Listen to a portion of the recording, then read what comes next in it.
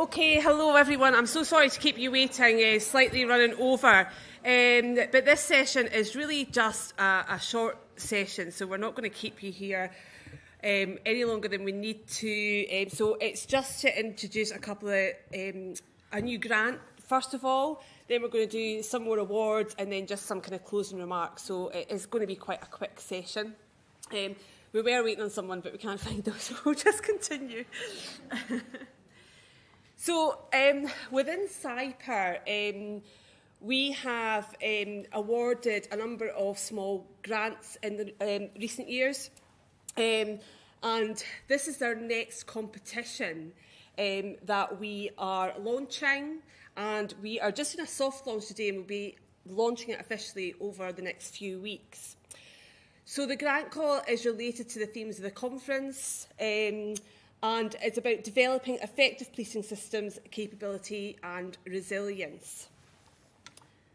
Okay, so as I said before at my welcome session yesterday, we have kind of key strategic research themes within SIPR that we've developed in partnership with Police Scotland and with the Scottish Police Authority, and that kind of informs the work that we focus on and that we do. And this grant call aligns with one of those themes, and that's our third strategic aim, which is, again, that theme of building capacity and capability.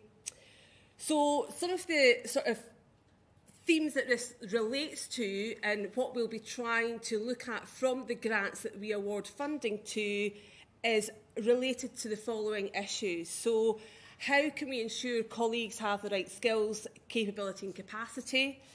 Supporting new and innovative approaches to operational policing, making the best use of data, analysis, evidence and insights, continuing to focus on equality, diversity, inclusion and human rights in policing practice and within the organisation, and colleague wellbeing, safety and protection.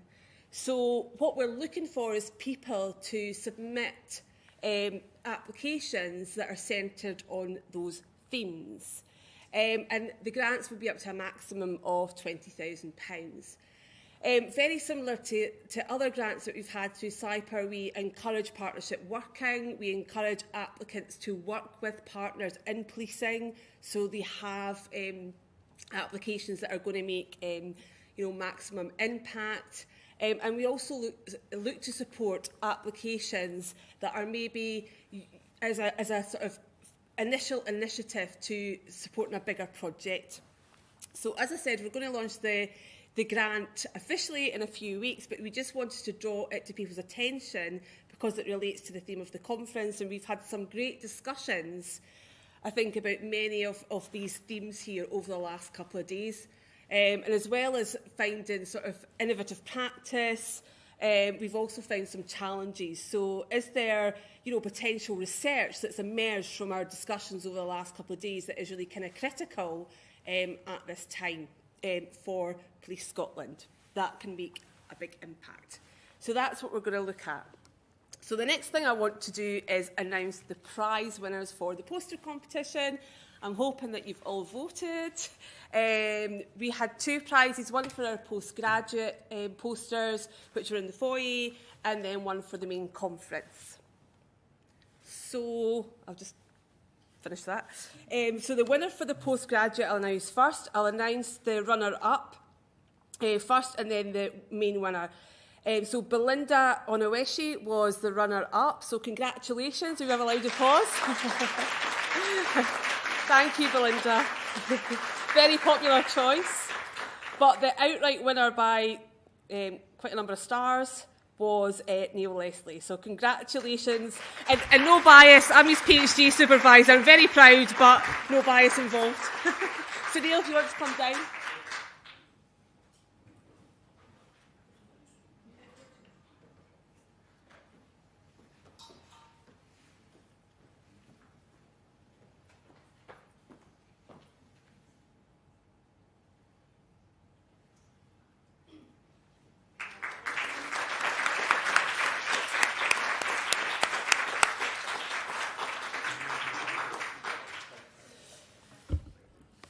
And Neil also wins a £75 worth of vouchers from Palgrave, I got it right this time, publishing to spend on books. Okay, so we had another 5 posters for the main conference, and again we have a runner-up and a winner. So the runner-up was Katie, so congratulations from Strathclyde. Well done, Katie.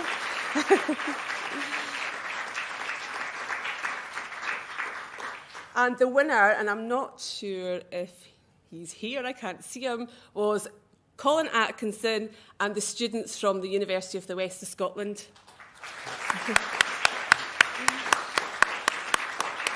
So I can't see Colin in the audience. He was here earlier on, but he's maybe left. So we'll get the award to Colin at some point. But I think it was a great winner because he did it in collaboration and partnership with his undergraduate students. So I think it was a worthy winner.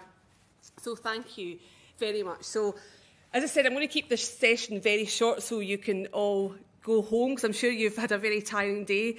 I just want to close the conference really by saying I think it's been a fantastic event. I certainly have really, really enjoyed it. I think the theme has brought out so many interesting discussions. Certainly I've had interesting discussions over the last couple of days. I hope that you have. I think it's addressed issues about really the organisation and Police Scotland, and I've seen evidence of work that's going on at the moment that's actually, I think, really critical to building the capacity and capability of the organisation. So, for example, the effective leadership workshop I was in and the collaborative approach that they're taking to work with different partners was really insightful and really interested about those pilots and then how they're going to embed it within the organisation. I think even just the shift in what the Chief Constable was saying yesterday about that shift from focusing just on crime and looking at the needs of communities, and actually that being underpinned by the idea of safety is actually a critical shift that Police Scotland has made within the organisation, and I think it's really important. And I think actually going back to the original title of the conference, the idea of contemporary policing demand, I think that idea of needs is really important in how we address the needs of our service users. And I think, again, multiple communities, diverse communities, how do we as an organisation collectively build resilience to meet the needs that they have? And I think we're seeing Police Scotland go on a journey of positivity in trying to do that and creating public confidence around that. I think also it's about the needs of people within the organisation, and for me this is one of the most critical aspects that's come out in the conversation certainly that I've had, is building and making sure that we give our staff, our workforce the right skills, use their talents appropriately. And I'm going to use Keith Fraser's phrase that he used in the workshop yesterday, that we should never make assumptions about people, that we shouldn't, build our judgments on what we think people are or who we think they are. And actually that's really, really important, is to try and think differently, ask people about their talents, their skills, ask what they can do for the organisation, where do they fit, where are their skills maximised and most appropriately used, but a conversation where they feel that they're part of the organisation. And I think the other part of this that's come across, and we talked about it in the keynote last night, is about wellbeing and ensuring the well-being of our staff. And I think, anybody that heard the lecture last night will agree that it was outstanding. And I think that video at the end really captured the essence of what we need to do to build the organisation to support our staff in the short term and over the longer term. And I think that there's been a lot of good work done, and we've heard about that, but I do think we've got a long journey and there's still work to do. So conferences like this get us to have those conversations collectively. We build networks, we build partnerships, and we exchange knowledge, and we continue on the journey of improvement. I don't know if Liz wants to say anything. Yeah, I would just like to say thank you to Monica specifically for all your hard work. Thank you so much. Monica has honestly done such a great job. Sorry, I'm going to have to get really emotional now, but it's been a lot of hard work. But honestly, Monica, you've done a great job. Thank you so much. Thank you. Honestly, I couldn't have done it without Simon. Seriously. And another thank you to, I'd like to say thank you to everybody that's come, because I think actually these conferences don't happen without an audience. So you can thank yourselves, give yourselves a big round of applause. I'd like to say thank you to all the workshop leads, the chair people, the contributors, everything that I've heard from everybody that's fed back is they've really enjoyed the conference over the last 2 days. Thank you to the postgraduate students, our keynote speakers, and thank you to all my fellow colleagues at SIPR, including Liz here, because we do all work hard and we all, put a lot of effort into making it a success. And I think the last couple of days has proved that it is a success. So thank you. And I'll pass you to Liz. Yeah, no, that's I just want, you've already said some of it, so I won't repeat what's already been said. The additional people I would thank would be, which you already did earlier, but Rhonda, the new impact lead who chaired the impact panel.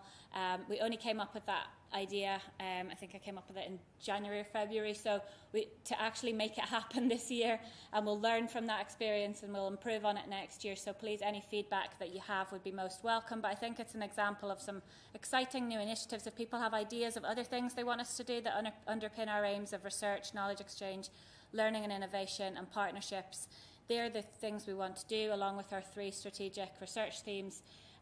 Last year we issued £150,000 of small grants. This year we've focused on our conference, and we'll also have the grant call that Denise just launched. But we're also always really keen to hear from you all as the SIPR community and partners about what you would like us to do, but more importantly, what you can contribute to the SIPR community, because you all have a role as members of the SIPR community, seeing yourselves as part of the postgraduate community or the wider SIPR community as academics and practitioners. So thank you all for your participation and engagement. And finally, just a very small token of my appreciation to the 3 people who've made this happen. With just some chocolates, is Denise for chairing the conference. Thank you so much.